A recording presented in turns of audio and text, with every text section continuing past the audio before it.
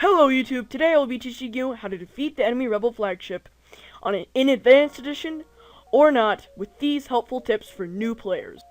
First tip, level 2 shields are your most important upgrade in the first sector. Now, let me give an example right here.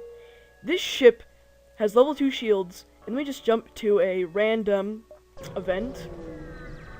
Just resisting the temptation of the distress beacons. If I had level 1 shields here, this is what would happen. You see this laser? This one takes down one of my shields. Let's say I only had, I don't know, 1 shield. Okay? What this beam will do is, once this has taken down the shield, this beam will hit anything it wants. That's not very good, and that will cause you scrap to repair your hull at a store, and that scrap could be better used on something else. That's why I highly recommend, unless your ship does not need it, to upgrade to level 2 doors in Sector 1.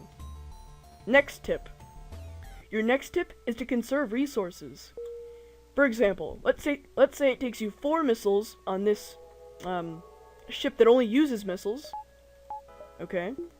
4 missiles to take down the enemy ship. Now, 4 missiles, you say? Well, that doesn't sound like a lot. Well, if you think about it this way, let's say that each ship takes you 4 missiles. 28 divided by 4 is 7. 7 ships.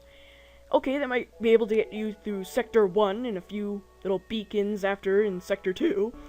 But that's only 7. And that's not going to get you that very far.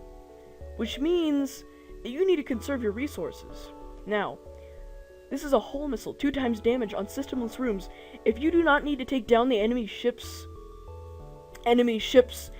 weapons, you can just use this and go after systemless rooms, and you can conserve that number from 4 to 2 if the enemy had 8 health, or something like that, okay? And look, you can double that if it was on every other ship that you fought, or every ship that you fought, and you only used 2, that would have doubled how far you've gone. Doubled! And look at this fuel. You might say that this is a lot, and this is a okay amount, but if you look at this, imagine that you have, I don't know, 7, and you might think that's a lot. Well, 7 only gets you so far, okay? 7 gets you to so many jumps, and then what happens? You're stuck at 1 beacon with the distress beacon on, maybe, and the Rebel fleet is coming, and they will tear you to shreds. And if you defeat their enemy ship, you'll be like, oh, well, maybe I'll get a bunch of fuel. No! You get 1 fuel, because those carriers are going to tear you up. That's even what the event says. Yes, it does. It says that, you can only get 1 fuel, no time. But you must conserve your fuel and your resources. And that's why I'm moving on to my next tip. Next tip is ship tiers. Now, let me give you a really good ship. Okay? This is a really good ship because it has a 4-man teleporting crew. Only 2 ships have it in the game. And these, the crystal crew members, are specially designed to lock down a room. Let me give an example. Let me just jump to a random beacon. Hope this isn't a fight, which it probably won't be. Okay. They are able to lock down a room, and that no crew members can get through the wall. So, you can destroy a system while the enemy crew are trying to get in, and you could just destroy the system. Like, you could destroy the enemy med bay, which is super effective, and, you know, you wouldn't have to kill off the crew. Now let's give a really bad ship, okay? Slug type B. Teleporter, but no med bay, and it has a healing bomb, and it's just not an overall good ship.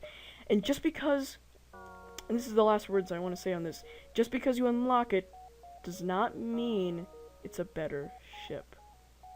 Next tip. You can deoxygenate borders that are in, or rooms that borders are in, to kill them off. Now, let me give an example. Since people just can't breathe in space, you'll see that he's losing health. This is really effective on borders, as when they're trying to beat down your doors, they're suffocating. That way your crew don't need to get harmed, no systems get harmed because they're trying to get out of there and get to an oxygenated room, and it's overall pretty effective. So that's a good way to combat borders, and especially if you have a 3-man med bay, you can rush them all into the med bay, flood the ship. Let me give an example real quick. Okay. You'll see that I just flooded the ship. Okay, any crew members that are in, not crew members, but boarders that are in any other parts of the ship that try to destroy a system will start to suffocate and eventually die. And then when they come into your med bay, your crew members will be healed, and that's how you can fight off boarders if you have 3 people. So that's what you can do. You can deoxygenate rooms to fight off boarders. And I thought, you know, it's a really simple tactic, but you should know that. Next tip is cloaking. This is super effective for the Rebel Flagship. And let me give an example. There's this one part of the Rebel Flagship, and I don't want to spend an hour trying to get there, but the Rebel Flagship fires 1, missiles in the beginning, which you can dodge, drones during a power surge in the second phase, and then the third phase it fires a bunch of bullets or lasers, or regenerates its shield. Now, with cloaking, and with a good amount of shields, or a good amount of engines, and pilots, trained pilots, you can dodge all incoming projectiles and still keep your shields, which is super effective. Now, if you don't have cloaking, you're going to take damage. Missiles will also do damage in just normal gameplay of just collecting scrap without the flagship. So that's why cloaking should always be a priority to defeat the Rebel Flagship. It's not needed, but for new players it's better, okay? I might say that it's needed, but it's really overall beneficial to you, and I always get it, and that's how I usually win. I think I've had 1 run without cloaking, but I usually get cloaking because it's efficient. So I never lost a Rebel Flagship battle or lost the game because of me not having cloaking, but it's just overall very, very useful. Next tip is to disable systems that could do you harm. Now, this is weapons, but if you need to get through the defenses first, do that, taking out the helm or the shields first to get to the weapons, but you want to take out the weapons first if they can do you harm, and you mostly just, yeah, you want to take those out. So for example, I'll board into here, locked down, just waiting for this. And let's just pretend that this can do me harm, this 1 laser. Let's say there are 2 lasers. Let's pretend this little thing right here, that was a laser. Okay, I would want to take out this enemy system, whatnot, and you can use weapons too. I'm just using boarding for example, but you can use any weapon you want to take it out, but you need to take out the weapons first, and systems that'll be beneficial to you, not the ones that you want to take out, or that one looks good to take out. No, you want to take out ones that are actually beneficial and strategic to an advantage you could possibly have. Next tip. My next tip, and probably final tip, I don't know if I'll add another one in, but my final tip, maybe, is to use your ship for what it's good at. Look at this. Okay, this ship has 3 weapon slots and 3 drone slots. And then if you look at other ships, this one's meant for drones. Look at this one, 4 weapon slots, okay? And I'm guessing, like, what, 2 drone slots? 4 weapon slots. Let's find a different one. This has 4 ones. But certain ships are made for certain things, and you're trying to make it so that it's not made for that. Like, for example, if I wanted to add in a certain amount of weapons, right? Like 4 weapons that could do a lot of damage, right? Well, that's not what this ship is made for. It's made to have drones. And you don't have that extra weapon slot, and, you know, you shouldn't make your ship turn direction for what it's made for, you know?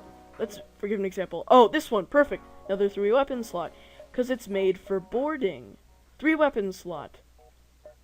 And this, look, 2, because it's made for boarding. This is another one, 2 of this. If you wanted to make this a drone ship, no, this isn't going to be a drone ship when you could have 3 on the NG. And only 3 weapon slots? No, it's made for boarding. It has 2 mantis crew and a 4-man teleporter. Trying to make this into a drone ship is not the best strategy, so use your ship for what it's made for, okay? Just use your ship for what it was designed for. You can't just turn direction. For example, rock ship made for missiles, okay?